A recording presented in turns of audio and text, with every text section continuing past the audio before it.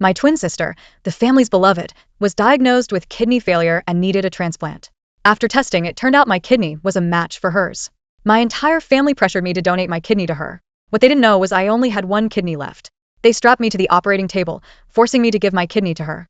When they found out I didn't survive the surgery, everyone lost it. When the matching results came back, everyone turned their eyes to me. Isla, you're the only one who's a match. You'll save Grace, right? My mother, eyes brimming with tears, clutched my hands desperately. I took a step back, opening my mouth to speak. Mom, but I only had one kidney. Before I could finish, Luke, my so-called fiancé, began yelling at me. Isla, you've lived off Grace's health all these years, and now you hesitate? Grace is my fraternal twin sister. We didn't look alike at all. I was striking, bold. My sister was soft and delicate. Grace had always been frail. Our parents said it was because I was too dominant, taking all the nutrients in the womb. So, the entire family always sided with her, except for Luke. During the years I was overlooked, Luke was my only comfort. I stared at Luke, dazed. I couldn't reconcile the angry man in front of me with the one who whispered, "I love you," to me just yesterday. When did Luke start falling for Grace anyway?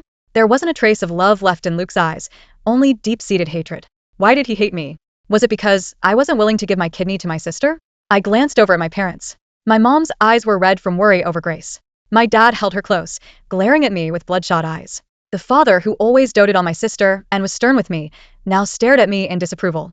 It hit me. After living 23 years in this world, no one truly loved me. I shook my head mechanically, muttering, "Mom, I want to save her, but I really can't. I can't give her my kidney. Life is hard, but I still want to live. There are so many places I've yet to see."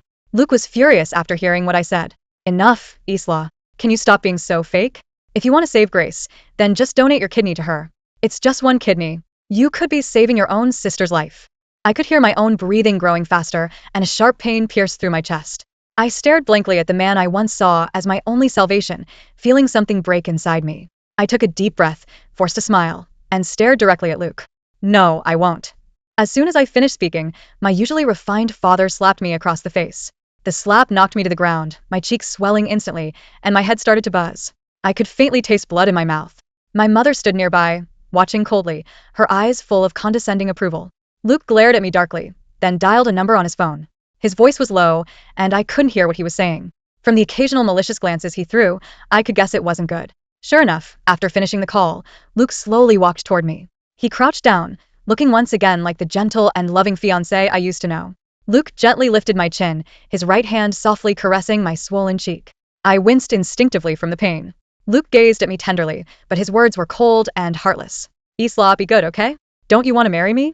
I've already arranged the surgery. Once it's done, we'll get married." I struggled to push Luke's hand away from my chin and quietly took 2 steps back. Suddenly, I felt like laughing. I wobbled to my feet and walked over to my mother, asking her one last time, desperate for an answer. "Mom, do you agree with Luke's plan to force me onto the operating table?"